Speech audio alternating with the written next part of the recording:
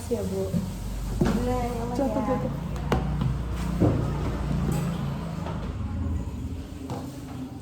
Gimana kabarnya? Jadi kelembutan. Gimana kabarnya Mbak Aziza? Alhamdulillah baik sih Bu. Oke, dengan Mbak Aziza betul? Betul.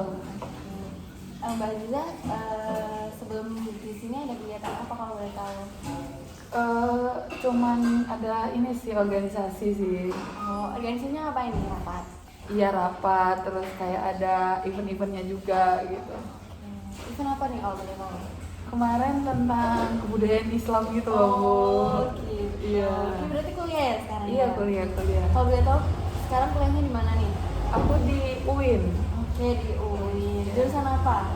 Pendidikan Agama Islam. Oke, pendidikan agama Islam. Kalau boleh tahu sekarang semester berapa nih Mbak Aziza? Baru semester 3 sih. Semester 3. Gimana rasanya di semester 3? Cukup asik, terus banyak sibuknya ya, karena kan semester 3 udah mulai fase kuliah gitu. Oke. Kalau boleh tahu pendidikan agama Islam itu kayak membahas apa aja? Kayak atau ngaji-ngaji gitu atau gimana? Enggak sih, kayak ada sejarah-sejarahnya Islam, terus tilawah-tilawah juga, terus kayak ada ya tentang kebudayaan Islam sih. Mbak Zia ini warlock atau ngekos? Saya kebetulan warlock. Oh, Heeh. deket sini atau masih jauh? Sih saya gondang lagi. Oh, jauh ya? Iya. Itu berapa menit? 30 atau 20? Kalau macet sih bisa sampai 50-45 ya. Oke. Naik apa? Saya naik mobil sih. Oh, naik Insya Allah, mobil. iya. Masya Allah. Iya.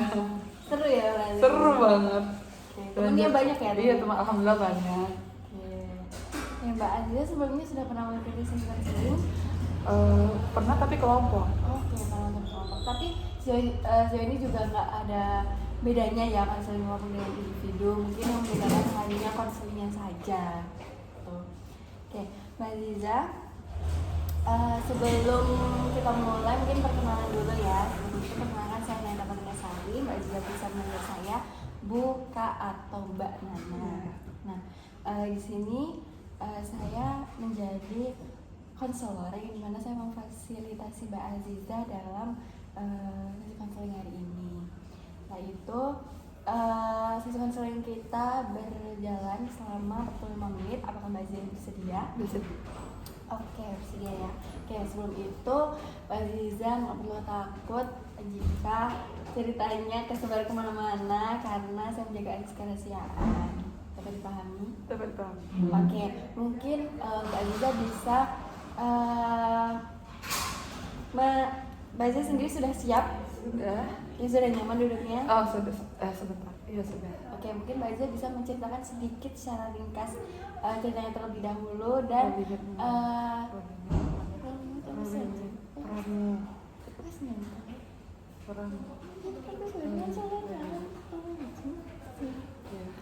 Oke, Mbak Aziza mungkin bisa diceritakan secara ringkasnya ceritanya seperti apa dan tujuannya Mbak Aziza mengikuti sesi konseling apa? Saya sebenarnya tujuannya kayak cuma pengen didengerin dulu aja, karena kan selama ini saya kayak masih mendem sendiri kan, jadi kayak pengen lega dulu, nggak pengen ada solusi. Oke, berarti Mbak Aziza ini hanya ingin didengarkan saja ya? Dan mungkin nanti di tengah-tengah mungkin saya juga butuh solusi, tapi saya nggak pengen solusi yang kayak menekan saya, seperti konseling sebelumnya. Oke, dapat memahami. Oke, karena itu tujuannya Mbak Aziza, mungkin Mbak Aziza bisa menceritakan secara detail ya bagaimana permasalahannya. Sudah siap? Sudah. Oh ya, saya juga izin untuk mencatat permasalahan dari Mbak Aziza ya. Iya, oke. Jadi saya itu akhir-akhir ini tuh sebenarnya kayak cukup ke distract sama perilaku saya sendiri yang kayak nggak tahu tiba-tiba tuh saya tuh jadi kayak murung gitu loh, diem gitu. Karena udah dari bulan Oktober kemarin sampai bulan saat ini tuh saya tuh cukup dihantam banyak masalah. Oke. Seperti itu. Oke, kan Mbak Aziza ini mention karena banyak masalah ya. Mungkin bisa diceritakan lebih detailnya masalah yang sedang dialami Mbak Aziza ini seperti apa? Jadi awalnya itu Bu, pas Oktober. Saya kan sebelumnya itu saya tarik lagi ya. Jadi saya tuh semester 3 ini tuh alhamdulillah kan sebelumnya tuh semester 2 saya ada masalah ya sama teman-teman saya di kampus. Nah, pas semester 3 ini, selama semester 2 saya bermasalah itu, saya tuh cerita dengan teman saya yang perumahan saya di daerah saya yang Gondang lagi itu. Saya cerita kayak, iya aku punya masalah nih sama temanku. Pokoknya saya cerita masalah kesah saya, nangis saya, sedih saya, apa yang saya rasain, saya harus apa. Karena di situ kan saya benar-benar terpuruk ya, benar-benar kayak sampai ngelukain diri saya kan. Jadi teman-teman saya di perumahan itu kayak nyupport saya, kayak yang nggak apa-apa gitu kan. Terus sampai pas saya libur 3 bulan itu mereka tuh kayak ngajak saya main, ngajak saya keluar, sampai saya tuh kayak yang lupa lah gitu sama permasalahan ini gitu kan. Terus habis itu saya masuk kuliah itu saya baikan dengan teman-teman saya di kampus. Nah saya baikan itu, tapi memang semester 3 awal tuh saya tuh udah ngerasa hektik. Bahkan saya untuk sharing dengan keluarga saya aja saya tuh nggak punya waktu. Kayak saya tuh beneran kuliah, pulang, istirahat, tugas, repeat kayak gitu. Kehidupan saya tuh lebih banyak di luar rumah dibanding di rumah sendiri. Bahkan kalau emang ada libur pun saya tuh kayak memanfaatkan itu tuh untuk tidur, nggak untuk bercengkrama dengan orang lain karena saya udah capek gitu. Keserap ya? Nggak serap, apalagi saya harus cerita via chat gitu tuh, aduh saya udah nggak punya tenaga gitu. Terus ternyata tuh tanpa saya sadari ternyata saya tuh keasikan main dengan teman-teman saya yang di kuliah lagi. Saya balik lagi ke habit saya yang dari maba gitu. Saya tuh main, makan, beli ini sama teman saya. Nah tiba-tiba tuh saya lagi kelas tuh, pas itu hari Jumat kalau nggak salah. Saya tuh buka kan IG, kok teman saya yang di perumahan saya ini nyindir di second account. Awalnya saya nggak mikir itu tuh untuk saya, kayak udah kayak gitu kan. Tapi kok makin hari kok kayak makin dipertegas akan itu saya. BTW tuh isi sindirnya tuh kayak singkatnya tuh kayak kata-kata, tapi isinya tuh kayak susah kemana, senang kemana. Saya dibalas dengan tidak polosnya, saya membalas dong kayak kamu kenapa gitu, coba cerita kalau ada masalah. Dan dia tuh membalasnya tuh cuek banget. Kayak saya langsung, oh ini aku nih gitu kan. Akhirnya saya ngajak dia ngomong kayak apa, kenapa, kayak gitu kan. Akhirnya awalnya dia tuh nggak mau ngasih tau saya tentang kalau yang di sini tuh saya. Terus saya gali-gali terus kan kayak kenapa, nggak mungkin gitu kan. Tapi kalau misalnya bukan aku, kenapa kau cuekin aku gitu kan. Terus akhirnya tuh dia ngebuka kartunya, kayak dia bilang, iya itu kok sadar nggak sih kalau kau tuh susah tuh kemarin ke siapa, ke aku. Sekarang kamu tuh udah ke senang, kamu nggak ngabarin. Jadi yang dia mention itu nggak ngabarin dia kalau saya tuh udah baik-baik aja sama teman-teman kuliah saya. Kayak dia merasa cuman pas butuhnya. So itu kami berantem panjang lebar, tapi dia tuh tidak melanjutkan. Jadi stuck di chatan itu di saya. Dia tuh sampai detik ini pun nggak membalas. Itu yang pertama. Nah yang kedua ini lebih ke masalah hubungan kayak asmara gitu. Saya kan memang suka ya sama orang. Nah baru 2 minggu, seminggu tuh 10 hari kayak saya tuh kayaknya udah mulai punya feeling dia nih udah suka sama orang lain deh. Kayak dia tuh udah suka sama orang lain. Nah saya cerita kan ke teman saya yang di kampus kayak gimana ya menurut kalian. Nah, tapi teman-teman saya ini memang udah benci banget sama nih orang, jadi dia kayak yaudah mau apa lagi yang diharapin. Kayak kau tuh mau ngarep apa, dia tuh udah nggak mau samamu karena dari dia nge-cut off saya, si cowok ini nge-cut off saya gitu loh. Tapi saya tuh belum valid juga sih sebenarnya dia ini punya pacar apa enggak. Cuman yang balik lagi yang saya kan kasus saya sama cowok ini kan saya ditinggalin tiba-tiba. Jadi saya pertanyakan sampai sekarang kayak kenapa kamu tuh tiba-tiba ninggalin aku tanpa kamu tuh ngasih penjelasan dulu, apa salah aku. Itu yang bikin saya terguncang banget. Nah yang ketiga, yang terakhir permasalahan saya tuh di keluarga. Jadi saya tuh berantem hebat sama kakak saya. Jadi kakak saya ini beda ibu dengan saya, tapi satu bapak. Nah dia tuh bilang ke saya tuh ngejelek-jelekin dia di medsos, menceritakan dia dengan sepupu saya. Terus dia ngadu, dia mulai playing victim dengan ayah saya. Jadinya hubungan saya dengan ayah saya sampai sekarang tuh renggang. Udahlah hubungan saya sama ayah saya gak seberapa dekat. Ya deket sih, baik-baik aja. Maksudnya kayak nggak ya sharing, nggak kayak ibu saya. Tambah diginiin saya tambah nggak tahu chatan dan nelpon ke ayah saya. Bahkan saya tuh menjaga mental ibu saya karena ibu saya tuh bilang kayak jangan hubungin dulu ya biar nggak berantem, karena ibu saya itu takut kalau saya berantem sama ayah saya itu ibu saya tuh nggak tahu mau di posisi siapa, karena dia bener-bener yang kayak ya seorang ibu siapa sih yang mau memilih antara suami dan anak gitu.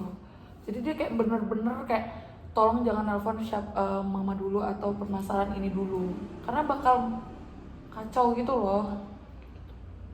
Oke, jadi ini ada perasaan Mbak Aziza itu menyalahkan diri Mbak Aziza sendiri ya. Oke, mungkin kita balik lagi ke permasalahannya Mbak Aziza dengan teman. Tadi kan Mbak Aziza mention tentang kalau misalkan kenapa-kenapa atau susah atau gimana kan ngabarin. Nah, Mbak Aziza ini apakah memang setiap hari sebelum disindir itu tadi ya, itu tuh sempat ngabarin hal-hal kecil dengan teman Mbak Aziza atau seperti apa? Kalau pas bermasalah itu sebenarnya kalau dibilang hal-hal kecil ngabarin itu tuh enggak. Saya tuh memang chat dia pas saya lagi ada masalah pas itu tuh pas saya memang udah trigger. Saya memang karena pas saya udah habis ngelakuin hal-hal yang melukai diri saya ngabarin dia. Terus saya cerita apa-apa gitu.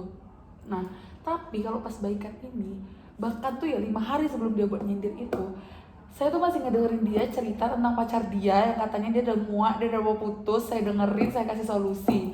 Bahkan di situ ya Allah jedanya itu 5 hari bu, dan saya tuh masih ada ceritanya. Terus tiba-tiba dia dalam waktu 5 hari menyimpulkan kalau saya melupakan dia. Sehat gak sih? Kayak kenapa tiba-tiba kayak yang saya pertanyaan tuh kayak kenapa kok segampang itu nyimpulin itu dalam waktu 5 hari loh. Oke. Setelah mengetahui hal tersebut, Mbak Aziza bagaimana perasaannya?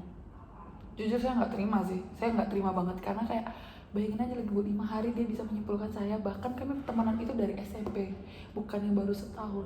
Kalau dia kami baru setahun, mau dia ngapain pun ke saya bodo amat.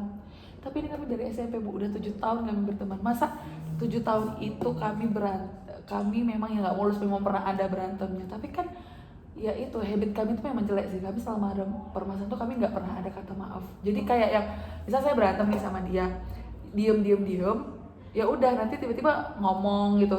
Ngomongnya itu karena memang saya kayak udah capek, aku udah capek nih ngediemin dia, dan dia pun nanti ya kan dia yang mulai ngomong, ya udah saya ngerasa jadi masalah tuh nggak pernah ada diomongin kayak aku minta maaf ya atau kamu salah, aku salah apa, kamu ngerasa, nggak pernah seperti itu. Emang habit kami memang udah jelek, tapi kan memang sama 7 tahun tuh pernah kayak gitu. Tapi yang gongnya ini kok bisa kok nyimpulin aku dalam waktu 5 hari, yang bilang aku ya nggak tahu ya, mungkin kalau menurut saya 5 hari, tapi nggak tahu ya dia berpikirnya sejauh apa. Kok bisa kok berpikir aku tuh kayak susahnya kok enggak. Oke, berarti pertemanannya udah lama ya itu? Udah 7 tahun dari SMP. Oke, tadi kan Mbak Aziza juga menceritakan tentang asmaranya Mbak Aziza ya, karena tiba-tiba di cut off. Nah, terus Mbak Aziza tuh juga mikir kalau misalkan dia udah ada pacar. Nah, apakah Mbak Aziza ini diceritakan oleh teman yang lain atau Mbak Aziza sendiri kayak ada bukti, atau itu memang dari pikiran Mbak Aziza sendiri? Jadi gini, kan saya dengan cowok yang saya suka ini satu circle ya bu ya.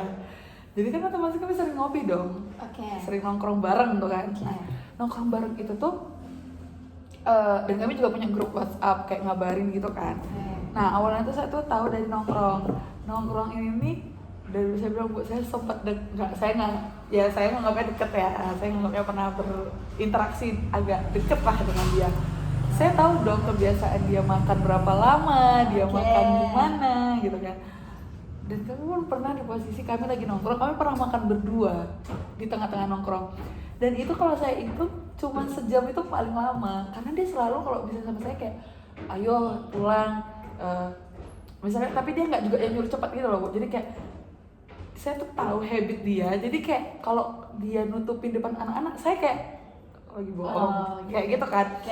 Jadi tuh pas itu saya makan sama itu sejam, dan dia tuh bilang kayak ini nggak apa-apa ya, selama ini nggak enak sama anak-anak ninggalin di Cakril, kalau malam itu Cakril. Terus kayak saya bilang kayak ya gimana namanya lagi makan, maksudnya diburu-buruin kayak gitu kan. Terus kayak dia bilang ya udah makan gitu. Dan dia tuh kalau menurut saya ya, kalau dia sama cewek atau nggak tahu ya dia menghargai saya seperti apa tuh, dia tuh agak kayak ngalah ngono, kayak nggak bisa terlalu gitu, nggak bisa. Tapi kalau sama temen cowok itu saya pernah juga makan bareng-bareng itu, dia tuh kayak ayo kayak gitu. Jadi saya tahu dong habitnya. Nah jadi kemarin itu kan saya lagi nongkrong tuh ngopi sama teman-teman saya sama dia. dia tuh tiba-tiba bilang, "Seo, aku makan." Dan saya nggak tahu dia tuh makan sendiri itu nggak mungkin secara tiba-tiba. Dia makan sendiri tuh kalau misalnya dia di kos beli makan sendiri, oke. Ini dia lagi nongkrong tiba-tiba makan sendiri. Saya tuh tahu, Bu. Saya tuh tahu. Cuman saya tuh masih kayak yaudah dia makan sendiri. Dia makan sendiri tuh 1 jam lebih dia baru balik lagi. Bahkan saya sampai hampir notice, lupa, oh iya dia pergi ya gitu. Dia ada ya tadi gitu. Dia balik tuh dengan orang yang masuk kayak senyum-senyum sendiri di HP. Jadi saya kayak habis sama siapa nih makannya. Hampir 2 jam loh Bu dia pergi. Nah itu yang pertama, kenyangan pertama. Yang kedua, saya kan ada grup. Nah di grup ini ada satu teman saya, namanya tuh kalau nggak salah Raffi. Raffi dia bilang gini, "Re, ayo ngopi," gitu. Semua tuh nggak ada yang notice, nggak ada yang ngenanggupin dia. Terus saya tuh chat dengan teman saya yang cewek, "Hey ngopi ta?" No. Terus tapi teman saya bilang kayak, "Tengok dulu responnya teman-teman, kalau misalnya rame kita pergi, kalau enggak nggak usah." Teman-teman itu ngerespon kayaknya udah ada setengah jam. Responnya gini, temennya lain bilang kayak, nggak ngopi dulu, ada tugas, ada uangnya lagi nggak ada yang lagi istirahat, capek, sakit." Nah yang cowok ini nih balas gini, "Nggak ngopi dulu, lagi ngomong." Nah dia cuma bilang ngomong. Dibalas sama teman saya yang Raffi ini, dia bilang, "Oh wes udah pada punya pacar semua ya udah deh sendiri." Saya makin kayak dek. Terus saya tuh udah berapa belakangan ini tuh tahu dia lagi, gak tahu ya dia yang deketin atau dia yang dideketin atau teman-temannya yang di belakang ngejodohin dia sama cewek satu fakultas juga sama saya, satu prodi bahkan, dan kebetulan satu kelas sama dianya. Nah, jadi kan saya kayak jadi kan otak saya tuh kayak kenapa sih. Nah terus saya juga dapat cerita dia masih gagal move on. Jadi kan saya kayak makin ngevalidasi kayak, kamu punya pacar ya. Saya sakit hati dong Bu, saya ditinggalin tanpa penjelasan apapun, tanpa ngomong. Bahkan kami tuh ada masalah yang bikin kami sekarang tidak tegur-teguran, tidak sapa-sapaan. Terus tiba-tiba dia ninggalin kayak gitu aja. Saya iri, saya marah, saya kecewa, saya nangis, saya semua yang saya rasakan itu ke dia. Pokoknya seperti itu. Sudah. Gimana perasaannya? Saya masih nggak terima sih kalau masalah itu. Terus saya beberapa kali ditinggalin sama cowok yang kayak tiba-tiba udah saya cut off, dia balik lagi ke saya. Terus teman-teman saya mendukung saya dengan cowok itu.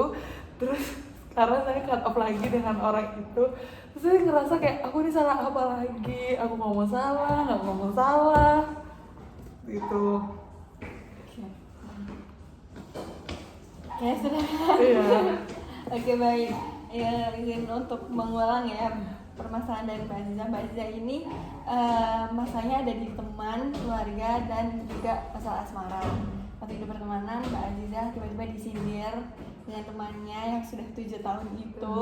Mbak Aziza juga merasa kayak nggak susah aja ke dia, tapi juga seneng juga pernah ke dia. Tapi dianya sendiri ngerasa perasaannya kayak tiba-tiba nyindir gitu. Terus yang masalah asmara ini satu circle, main cowok ini, terus juga sering nongkrong bareng.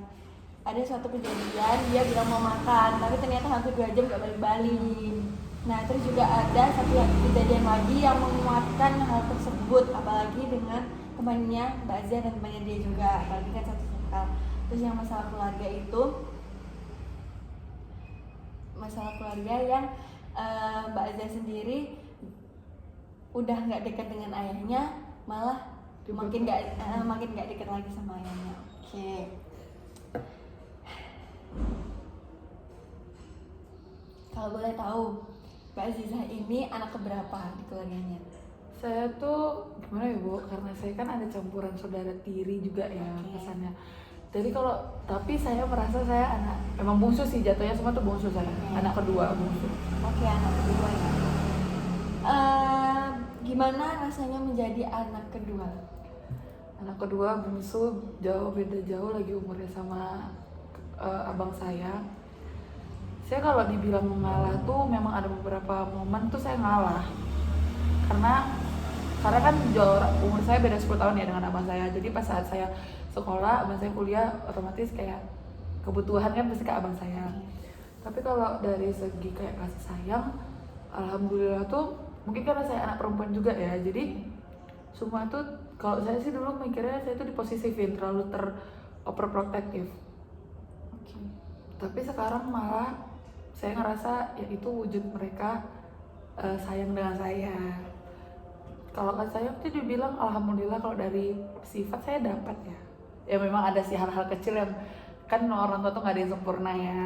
Itu saya memang ada beberapa tapi nggak yang gede banget. Tapi alhamdulillah sih dapat. Begitu sih anak kedua sayang, tapi ada beberapa hal tuh saya tuh ngalah dan kayak ngerasa karena juga umur saya jauh dengan abang saya terpaut 10 tahun kan. Jadi saya tuh kadang bisa dibilang kayak ngerasa jadi anak sulung gitu loh. Anak tunggal. Karena sering bertiga aja di rumah dengan orang tua saya. Kalau boleh tahu kakaknya kerja sekarang udah kerja terus jauh juga dari rumah, nggak di daerah yang sama. Kira-kira kalimat apa yang menggambarkan Mbak Aziza sejak kecil? Kalimat terserah kalimat. Terlalu ceriwis. Oke, cerewet. Jadi orang ngiranya saya tuh kayak nggak pernah ada masalah. Padahal itu dipendem ya. Iya. Oke. Kira-kira peran Mbak Aziza sendiri dalam keluarga itu seperti apa? Kalau dibilang peran itu nggak ada peran yang penting-penting banget sih, karena kan biasanya saya anak bungsu yang masih membutuhkan peran semua orang tua, bahkan abang saya. Jadi kayak saya perannya cuman kayak ya selayaknya anak terakhir yang kayak memang butuh pendampingan dari orang tua dan abang sih. Bahkan sampai detik ini saya nggak pernah dikasih tanggung jawab selain kayak untuk belajar dan jaga diri saya sendiri aja. Saya nggak pernah punya tanggung jawab kayak abang saya kan bukan tanggung jawab sih, orang tua saya tuh alhamdulillahnya nggak pernah ngedoktrin anaknya untuk kayak membalas budi ya. Tapi abang saya tuh cuma udah disuruh kayak kamu tanggung jawab ke diri kamu, kayak kebutuhan kamu tuh hampir 100% udah nggak di tangan orang tua saya lagi gitu. Tapi kalau saya belum pernah digituin, bahkan sampai detik ini pun kebutuhan saya malah dikasih dari dua belah pihak ya kan, dari orang tua saya dan abang saya, karena kan abang saya udah kerja. Jadi peran saya cuma untuk mungkin lengkap dari mereka, selazimnya anak terakhir aja sih saya. Oke. Tadi kan Mbak Aziza bilang kalau misalkan punya kakak, ibu, dan ayah. Nah, hubungan Mbak Aziza sendiri dengan kakak, ibu, dan ayah itu seperti apa? Baik sih alhamdulillahnya, kami sama. Tapi kalau untuk bilang sharing-sharing itu nggak pernah, cuma saling. Saya tipe yang kalau udah masalahnya berat banget saya bakal ngomong ke semua anggota keluarga saya. Tapi kalau misalnya kayak masalah kecil-kecil, kayak saya capek kuliah, saya lagi menurut saya kecil ya, kayak misalnya saya ada berantem sama orang, itu saya ngomongnya ke ibu saya aja. Berarti Mbak Aziza ini dekat dengan ibu ya? Iya, dengan. Berarti keluarga yang paling mendukung Mbak Aziza ini ibu? Ibu, orang pertama ibu. Hal-hal penunjang lainnya kayak ayah saya tuh terbilang yang ngikutin anaknya maunya apa sih. Kalau abang saya mendukung, tapi kadang ada yang lebih mengarahkan kayaknya kalau jalan ini kamu terlalu nggak bisa deh, kayak ke arah ini gitu. Jadi abang saya tuh, tapi kadang abang saya tuh lebih kayak mendukungnya ke finansial, bukan ke yang bisa kok saya nggak dapat itu. Dia lebih ke finansial. Kalau ibu saya tuh semuanya. Dari pengalaman sebagai anak kedua, menurut Mbak Aziza ini kelebihannya itu apa? Kalau kelebihannya saya dapat kasih sayang dari orang tua full ya, maksudnya kayak dari abang saya berlebih lah kasih sayang saya, walaupun bentuk kasih sayang mereka itu nggak yang menye-menye, nggak. Alhamdulillah sih keluarga saya itu tipe yang set gitu. Kasih sayangnya tuh seperti itu, kayak yang ya jadi gimana kalau ada masalah tuh gimana, kamu kenapa, mau makan ini nggak, mau beli ini gitu. Nggak yang ada kan tipe yang keluarga tuh kayak yang ya udah sayang ibu. Saya nggak pernah digituin, seumur hidup saya nggak pernah digituin. Tapi orang tua saya tuh kayak nangis didengerin terus kayak gimana, udah lega, terus mau beli makan apa, mau kemana, digituin. Itu semua saya dapat. Kelebihannya gitu sih, jadi saya perhatiin tuh lebih dominan ke saya. Tapi kalau misalkan di sisi lain menjadi anak kedua itu apa kekurangannya? saya nggak dibebasin dalam hal apapun sih. Kalau dari peran anak keduanya ya, saya kayak setiap saya mau ngelakuin hal, contoh deh kayak saya pas itu pengen konser pertama kali kelas 2 SMA kalau nggak salah. Itu konser perdana saya, terus saya udah excited karena saya udah beli outfit, saya udah beli tiket semua. Saya langsung dipatahin kayak sama abah saya kayak, masih umur segini udah kayak gitu, nggak jaga diri kayak gitu. Kayak beberapa aktivitas saya tuh dibatasin gitu loh. Saya nggak bebas untuk berekspresi, dan ya minusnya sampai sekarang saya masih dianggap anak kecil di orang tua saya. Jadi saya nggak dilibatkan dalam masalah apapun. Saya dilibatkan di saat udah parah banget, saya baru dilibatin. Sedangkan ama saya tuh kayaknya dari dia tamat sekolah tuh dia udah dilibatin dengan permasalahan yang kayak, saya merasa saya tuh biar saya ada kontribusinya di keluarga ini, tapi saya nggak dilibatin gitu.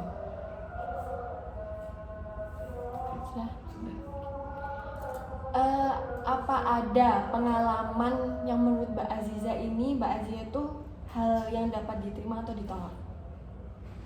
Pengalamannya Mbak Aziza ini diterima dengan orang, tapi ada lagi pengalaman yang dimana Mbak Aziza ini ditolak. Ada sih, ada. Mungkin bisa diceritakan? Pengalamannya bebas kan? Iya, bebas. Saya pernah nggak menerima, kayak berhubungan baik lagi dengan teman saya. Pas itu saya ditusuk dari belakang, pokoknya saya diomongin, pacar saya pas itu diambil. Jadi saat itu saya tuh menerima dia lagi untuk menjadi teman saya. Tapi beberapa teman saya tuh ada yang kayak, bahkan orang tua saya kan tahu kan kejadian itu. Orang tua saya kayak yang, ya nggak apa-apa, maafin, daripada orang tua itu saya tuh takutnya kayak kalau kamu dendam sama dia, kita nggak ada yang tahu ke depannya kamu tuh butuh dia apa enggak. Jadi mending maafin, kalau emang kamu nggak mau dekat sama dia, setidaknya kamu udah memberi ruang maaf ke dia. Tapi teman-teman saya yang baik ke saya, yang itu tuh kayak, kok bisa sih nerima dia lagi. Jadi orang-orang itu nggak nerima saya untuk main dengan orang itu. Bahkan saya harus mencuri-curi untuk sekedar nyapa orang yang habis nusuk saya, itu saya harus mencuri-curi di balik teman-teman saya. Saya bahkan ngebantuin dia lagi tuh saya nggak ngomong ke teman-teman saya gitu. Jadi teman-teman saya tuh nganggap kayak, kok bodoh banget harus nerima orang ini lagi gitu. Seperti itu. Kalau hal yang ditolak sudah? Ditolaknya ya itu, saya ditolak mentah-mentah sama teman-teman saya. Diri saya ya yang ditolak. Kayak diri saya ditolak tuh karena saya ngambil keputusan yang kata mereka tuh salah gitu. Bukan sampai detik ini kawan-kawan saya ada loh yang nolak diri saya dengan keputusan saya. Oke. Mbak Aziza ini kan ada perasaan untuk menyalahkan diri dari permasalahan teman, asmara, dan juga keluarga itu tadi. Apakah Mbak Aziza pernah mengeluarkan isi hatinya atau kayak bilang secara langsung karena kayak ini nggak bagus buat aku? Maksudnya ngungkapin apa yang saya rasain? Iya, benar. Pernah sih baru-baru ini ya, tapi ini kayak ke hubungan percintaan deh kayaknya. Jadi saya akhirnya ngomong kan apa yang saya rasain, karena dukungan orang-orang di belakang saya yang katanya menjadi jembatan itu kan, saya percaya, saya ngomong dan didukung lagi tuh sama teman saya. Dia nyuruh saya ngomong pada saat itu, kayak udah yang satu sebagai jembatan ini menyuruh saya, yang teman saya ini menyuruh saya. Jadi kan saya merasa kayak oke, aman ini kalau saya ngomong lah dalam apa yang saya rasakan, apa isi hati saya sama ini saya pendam. Saya ngomong ke yang bersangkutan, karena kampus tuh ngomong ada yang bersangkutan, malah saya yang sekarang di cut off sama yang bersangkutan. Dan teman-teman saya ini tuh dari saya udah ngomong apa yang saya rasain, kayak aku tuh nggak baik-baik aja loh. Saya tuh udah coba ngomong itu nggak perdana sih, saya udah pernah juga ngomong sih sebelumnya. Tapi setelah after saya ngomong tuh sama kejadiannya itu, makanya itu yang membuat saya tuh kayak nggak pernah mau ngomong ke orang tuh itu. Jadi Mbak Aziza ini baru kemarin ya? Iya, baru kemarin. Speak up. Tapi malah di cut off. Iya. Soalnya kayak orang menurut ibu, ya kan? Gimana perasaannya? Saya jujur perasaan kayak gak terima, kecewa. Tapi ada, karena mungkin ini udah pengalaman gak yang sekali ya. Udah ini udah yang ketiga kali kayaknya. ada rasa ya udah, tapi ya udah ini mungkin cuma 10%, tapi kayak marah, kecewa, dan kenapa itu lebih dominan. Kayak kenapa saya tuh kayak aku udah ngomong kan, aku udah ngeluarin nih isi hatiku, tapi kok malah nggak kata aku. Jelas saya nggak terima. Buat apa aku ngomong kalau misalnya untuk memperunyam hubungan, maksudnya memperunyam interaksi kita, kayak gitu. Jadi kan saya buat apa kan ngomong kalau misalnya dia aja nge-cut off saya. Tapi yang ada ya udahnya itu kayak ya udahlah, ini nggak sekali kan ngerasain kayak gini. Sedihnya tuh saya harus mencoba nggak apa-apa, tapi padahal saya selalu mikirin itu. Udah 3 hari ini saya mikirin kayak kan kayak gini lagi, nggak terima gitu loh, kayak salah aku apa. Jadi makin menyalahkan diri Mbak Aziza sendiri kan.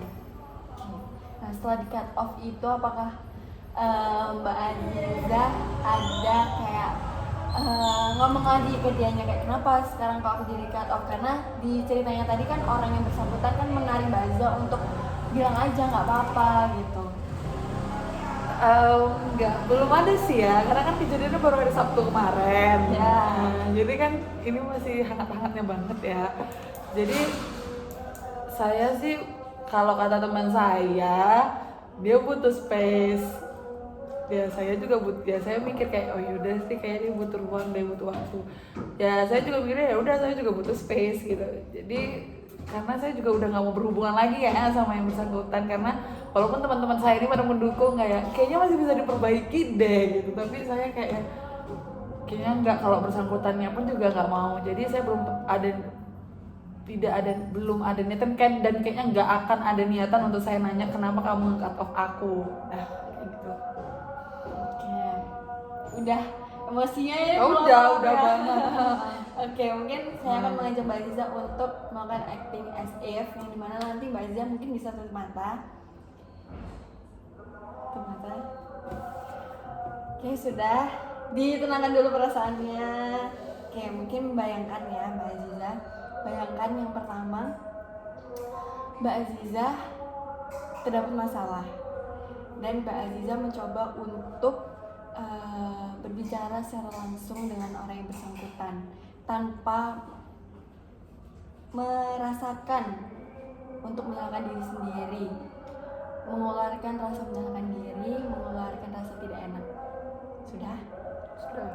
Yang kedua, bayangkan Mbak Aziza ini mempunyai masalah dengan seseorang dan Mbak Aziza memiliki perasaan yang terus menyalahkan diri sendiri dan memiliki rasa yang tidak enak, yang dimana akhirnya Mbak Aziza memendam perasaan tersebut. Mbak Aziza menyakiti mentalnya Mbak Aziza sendiri, menyakiti perasaan dan pikirannya Mbak Aziza sendiri karena memendam permasalahan tersebut. Oke, dirasakan perasaannya, apa yang dirasakan, apa yang dipahami. Sudah? Mungkin Mbak Aziza bisa membuka matanya. Nah, dari bayangan pertama dan kedua, menurut Mbak Aziza better yang mana? Yang pertama sih. Kenapa?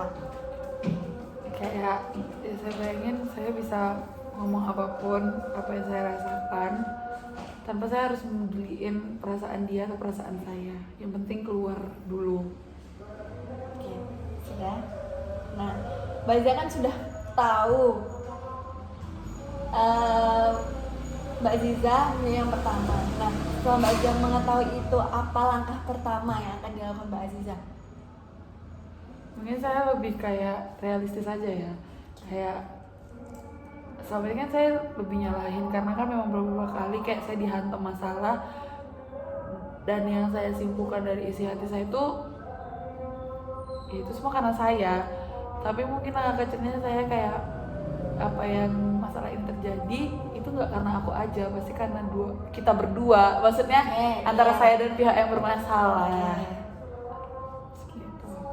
Mbak Aziza udah tahu, mungkin Mbak Aziza mungkin bisa mencoba untuk menghilangkan rasa untuk menyalahkan diri secara pelan-pelan ya Mbak Aziza, nggak harus langsung set, mungkin di pelan-pelan terlebih dahulu. Oke, sudah. Mungkin dari hal tersebut apakah berfungsi bagi Mbak Aziza?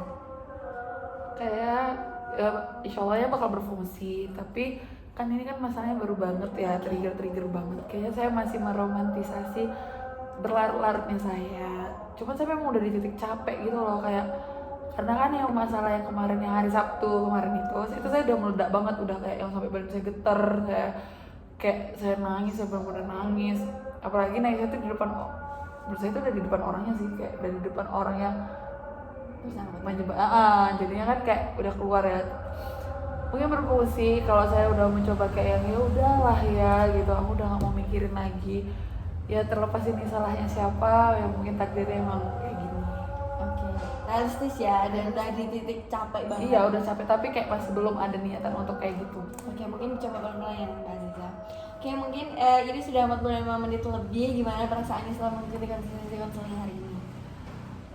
Sebenarnya cukup lega, akhirnya saya bisa kayak ngungkapin ya apa yang saya rasain, apalagi setelah saya walaupun udah ngomong dengan orang yang saya bersangkutan, saya ngerasa masih kayak ada yang saya pendam gitu. Bahkan saya belum ngomong semuanya aja dia udah nge-cut off saya, apalagi saya ngomong semuanya. Mungkin udah depak saya dari ya kan. Ini kan saya masih di cut off dari sosmed ya, nggak tahu saya juga nggak tahu sih kalau ketemu dia nanti gimana. Nggak ngurus dan nggak mau ketemu juga saya sebenarnya ya. Jadi kayak cukup lega, akhirnya saya bisa nggak menyalahkan diri, kayak saya tanya sih kayak nggak, akhirnya lepas aja masalah. Saya bisa ngomong depan orang walaupun ya bukan ibu kan orang. Kayak belum sepenuhnya mungkin ya. Oke, mungkin jika ada yang ingin disampaikan, mungkin Mbak Aziza udah siap ataupun udah ngomong lagi ke pihak bersangkutan, mungkin kita bisa membahas progresnya nanti di sesi konseling selanjutnya. Gitu Mbak Aziza. Iya. Oke, izinkan saya untuk menyimpulkan permasalahan Mbak Aziza. Mbak Aziza ini ada permasalahan dengan teman, asmara dan juga keluarga ya. Yang temannya tadi tiba-tiba Mbak Aziza disindir, padahal Mbak Aziza juga nggak hanya saat sedih saja dengan dia, tapi juga senang kan juga diceritakan sama dia. Waktu ada asmara ini ternyata ada 2 kejadian yang menguatkan orang yang Mbak Aziza suka ini udah punya pacar, apalagi dengan temannya tuh dikuatkan juga karena itu. Dengan keluarga juga yang tidak dekat dengan ayah, tiba-tiba kok merasa semakin jauh gitu. Oke, mungkin Mbak Aziza, kalau misalkan Mbak Aziza sudah ngobrol dengan orang yang bersangkutan, ya kita bisa membahas progresnya seperti apa. Yang penting Mbak Aziza sudah mencoba pelan-pelan untuk speak up, mengeluarkan perasaan menyalahkan diri dan tidak enak. Ya. Oke, mungkin Mbak Aziza bisa melanjutkan aktivitas selanjutnya. Terima kasih, saya mengapresiasi Mbak Aziza sudah mau bercerita dengan saya. Terima kasih Mbak Aziza. Ya, terima kasih.